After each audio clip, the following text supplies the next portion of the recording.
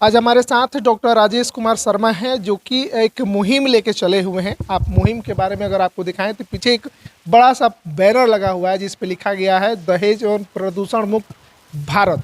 हालांकि दहेज जो है ये एक कैंसर से भी घातक इसको बीमारी कहा जा सकता है और डॉक्टर साहब है तो इस चीज़ को इनसे बेहतर और कोई जान ही नहीं सकता है। हालांकि ये मुहिम लेके बिहार में चले हैं, कितना सफल ये मुहिम होगा ये तमाम मुद्दों को लेके बातचीत करेंगे। उससे पहले बहुत बहुत स्वागत है सर। जी आपका भी बहुत बहुत धन्यवाद।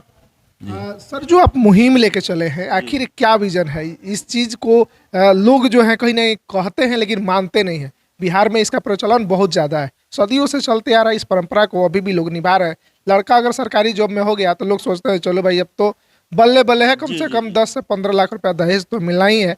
उसके बाद जो स्थितियाँ परिस्थितियाँ उत्पन्न होती हैं वो सभी जानते हैं। जी बात आप एकदम सही बोल रहे हैं। देखिए इसके पीछे क्या है ना कि हमारा जो पारंपरिक जो हमारा जो ये चला आ रहा है दहेज प्रथा की परंपरा, तो कहीं ना कहीं उसमें अब बदलाव की ज़रूरत आ गई है, समय की मांग है। क्योंकि यह हमारी जो समाज की बेटियां हैं उसको सही रूप से शिक्षा नहीं मिल पा रहा है। जब तक सही रूप से बेटियां हमारी शिक्षित नहीं होंगी तब तक यह जो दहेज रूपी प्रथा ये खत्म नहीं हो सकता है। तो मैंने सोचा क्यों ना बेटियों को दहेज रूपी कलंक को मिटाने के लिए हम लोग शिक्षित करें, शिक्षा पर फोकस करें। अगर हम लोग बढ़िया से उसको शिक्षा देते हैं, अच्छी शिक्षा देते हैं, तो निश्चित तौर से यह जो कलंक का टीका हमारे देश हमारे समाज के लिए है यह मिट जाएगा। क्योंकि बेटी होगी शिक्षित तो दहेज से मिलेगी मुक्ति, निश्चित, एकदम निश्चित मुक्ति मिल जाएगी।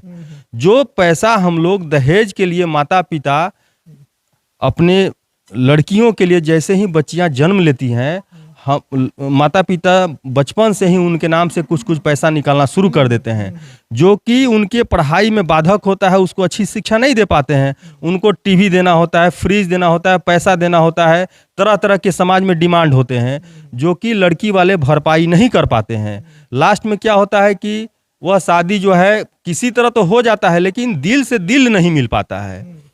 तो इस प्रथा को खत्म करने के लिए हम लोगों को, सभी लोगों को मिलकर के आगे आना होगा और आगे आकर के हमें अपनी बेटियों को शिक्षित करना होगा। जब हमारी बेटी शिक्षित हो जाएगी तो अंततः यह प्रथा खत्म हो जाएगा।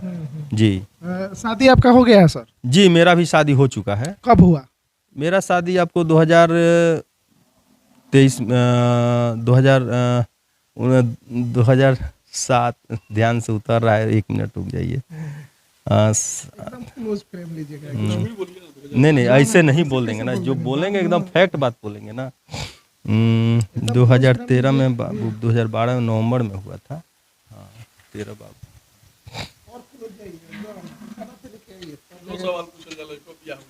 इससे जुड़ा हमको क्वेश्चन करना है इतने हाँ ठीक है। 2012 में है ना हमारी शादी हुई थी। दहेज लिए थे? नहीं दहेज नहीं लिए। क्यों नहीं लिए? दहेज आप तो डॉक्टर थे। देखिए सर, दहेज इसलिए नहीं लिए थे क्योंकि दहेज जो है कहीं ना कहीं यह एक तरह से लेना गुनाह है।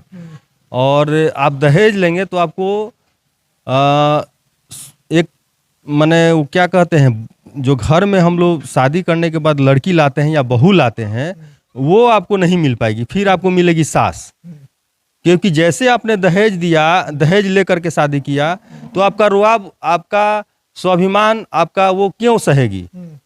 तो थोड़ा सा एक माहौल चेंज हो जाता है। और जैसे ही आप बराबरी में आते हैं, जैसे लड़कियों को, लड़के और लड़कियों को या महिलाओं को आरक्षण मिला हुआ है, आधी माने उनको आरक्षण दिया गया है, बराबरी का हक दिया गया है, तो यह तभी सफल होगा जब उनसे दहेज नहीं लिया जाए और बिना दहेज के शादी किया जाए। तो बिना दहेज वाला शादी जो होता है वो निश्चित तौर से काफ़ी सफल शादी होता है और दोनों में काफ़ी परस्पर प्रेम होता है और लॉन्ग लाइफ यह शादी चलता है।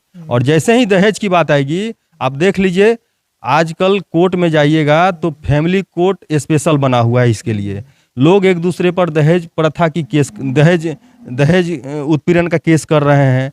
तो कहीं ना कहीं यह सही नहीं है। तो इसीलिए दहेज प्रथा को मिटाना एकदम नितांत आवश्यक है, तभी हमारे देश में और ज़्यादा डेवलपमेंट और ज़्यादा विकास हो सकता है। कब लगा कि ये सब गलत है? ये तो देखिए, ये जब जब से हम लोग शिक्षित हुए, जब से शिक्षा ग्रहण किए, है ना, तब से लगा कि नहीं, ये जो जो हमारे समाज में ये परंपरा चली आ रही है, ये बिल्कुल गलत है। जी। तो मुहिम इसका छेड़ दिए हैं कि, तो मुहिम का क्या? मुहिम इसलिए छेड़ दिए क्योंकि छोटे भाई का तिलकोत्सव है 18 फरवरी को, और उनकी शादी 1 साल पहले तय हुई थी। तो मैंने उस समय भी निर्णय लिया था कि मुझे 1 रुपया भी नहीं लेना है, और नहीं लेना है तो हम दूसरे समाज में इस बात को दूसरे लोगों को भी बताएंगे। तो बताने के लिए तो कुछ व्यवस्था, कुछ उस तरह का कार्यक्रम होना चाहिए कि दूसरे लोग भी इससे प्रेरणा लें कि भाई दहेज लेना कहीं ना कहीं गुनाह है, गलत है, और इस परंपरा को ख़त्म करना चाहिए। इसीलिए मैंने शुरुआत अपने आप से किया कि हम पहले सुधरेंगे, हम अच्छा काम करेंगे, तब हमारा समाज अच्छा काम करेगा। तो आप जहाँ से, जिस क्षेत्र से आप शुरू किए हैं, क्या लगता है कि यहाँ पे इतनी आसानी से ये चीज़ें खत्म हो पाएंगी? देखिए, आसान तो नहीं है, लेकिन मुश्किल भी नहीं है, क्योंकि मैंने घर घर जा कर के लोगों को प्लांट दे करके इनवाइट जो किया है, मैं देख रहा हूँ, लोगों से बात कर रहा हूँ, महिलाएं, बच्चियाँ इतनी खुश हैं, और यहाँ तक कि पुरुष वर्ग में भी इसका खुशी का माहौल बना हुआ है कि भाई इतना अच्छा कार्यक्रम आप सोच लिए हैं, कहाँ से आपको दिमाग में आ गया।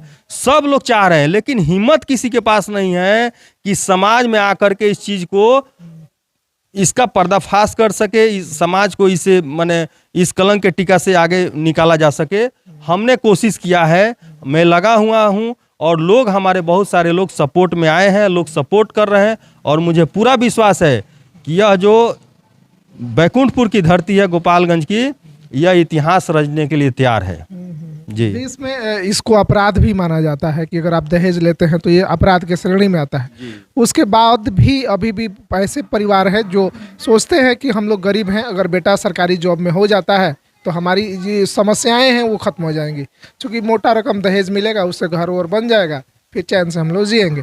तो ये इतना आसान लगता है कि हो पाएगा? ये आसान नहीं है, लेकिन क्या है कि हमें सोच को बदलना होगा, और सोच तभी बदलेगा जब हमारे अंदर किसी को देख करके कुछ प्रेरणा आएगी।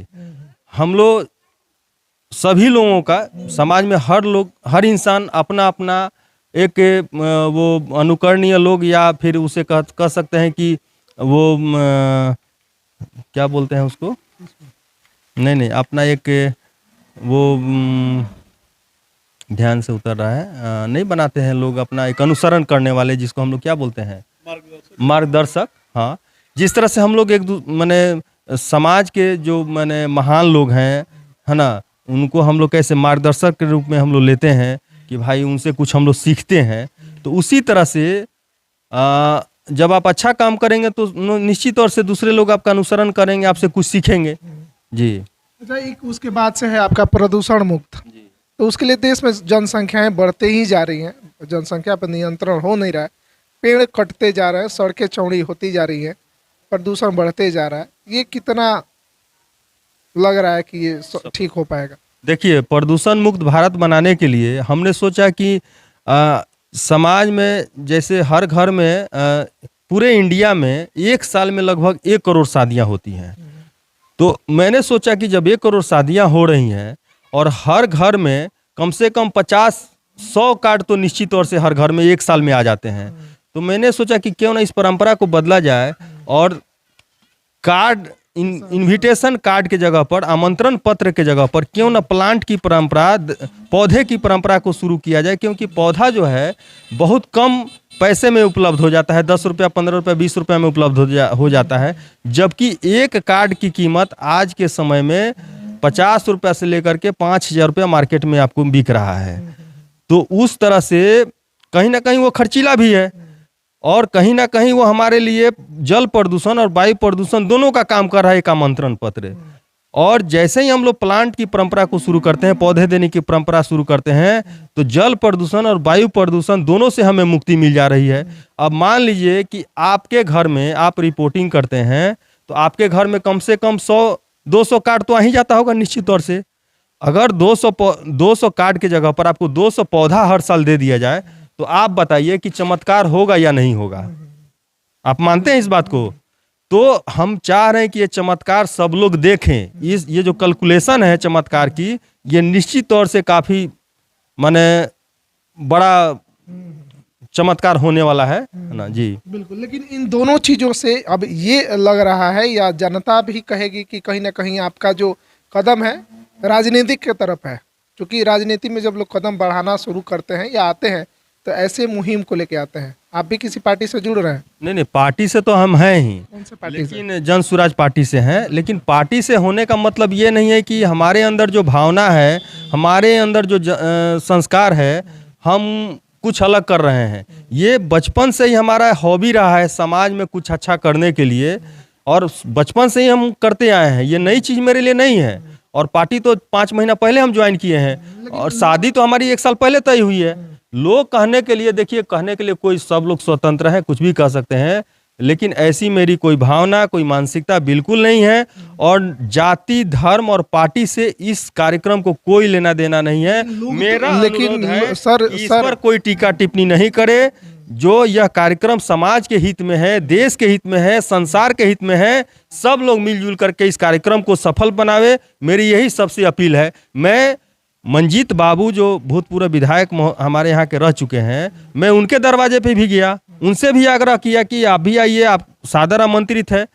मैं वर्तमान विधायक जी के यहाँ भी मैं गया, मिथिलेश बाबा से भी मैंने बात किया। मैं किसी को, अगर राजनीति रहता, अगर मुझे राजनीति करना रहता, तो किसी भी राजनीतिक दल को मैं यहाँ पे नहीं इनवाइट करता। लेकिन कहीं ना कहीं मेरा राजनीति से कोई लेना देना नहीं है। मेरा सबसे भाईचारा का प्रेम है, सब लोग मेरे लिए सम्मान है, सभी पार्टी के लोग आए, सब के लिए दरवाज़ा खुला हुआ है। मैं पटना में जब गया तो वहाँ आरजेडी के स्पोक्समैन मृत्युंजय यादव जी मिले, उनको मैंने बताया तो गले लगा लिए, तो मैंने उनको भी आमंत्रित किया है। तो कहीं से भी मुझे नहीं लगता है इसको किसी पार्टी से जोड़ने की ज़रूरत है। लेकिन सर, लोग तो जोड़ेंगे ना इस चीज़ को कि आप राजनीति में आए तब इस मुहिम को लेके आए। आप राजनीति में नहीं आते, ऐसे मुहिम को लेके चलते तो शायद लोग आपसे जुड़ते। ऐसा भी तो हो सकता है ना। अच्छा, ये तो आपको पहला मुहिम दिखाई दे रहा है। जब मेरा बचपन का हिस्ट्री आप पढ़ेंगे, मेरा जीवनी देखेंगे, तो आपको इसके पहले भी बहुत सारा हम मुहिम चलाए हुए हैं। जब मैं एन कॉलेज में पढ़ता था, आपको नहीं पता है तो आप जान लीजिए, आज जब मैं एन कॉलेज में स्टडी करता था, अध्ययन करता था, उस समय भी मैंने विवेकानंद विद्यार्थी परिषद का गठन किया था। 2 कॉलेज में मेरा वहाँ अपना यूनियन चलता था, छात्रों के हित के लिए चलता था। तो ऐसी थोड़ी नई बात मेरे लिए थोड़ी ना है। मैं पहले से ही, बचपन से ही बहुत सारी इस तरह के कार्यक्रम को कर चुका हूँ। बच्चों, जो पटना में आसियाना में 2001 में मैंने किताब, कॉपी, बच्चों के बीच में मिठाइयाँ, सब कुछ मैंने बंटवाया। ये हर साल नया नया चीज़ मैं करते रहता हूँ। आप मेरी जीवनी को पढ़िए, मेरे बारे में बढ़िया से जांचिए, पड़तालिए, तब आपको सब कुछ पता चल जाएगा। ये मेरे लिए कोई नई चीज़ नहीं है जी। चलिए, बहुत बहुत धन्यवाद। हालांकि बिहार या देश में दहेज को लेके बातें तो बड़ी बड़ी होती हैं, लेकिन इन सब चीज़ों पे लोग अमल नहीं करते हैं। हालांकि मुहिम छेड़े हुए हैं, देखना है कितना कुछ कारगर होता है। बाकी हमारी इस बातचीत को लेके क्या कुछ सोचते हैं, कमेंट जरूर कीजिएगा। बहुत बहुत धन्यवाद।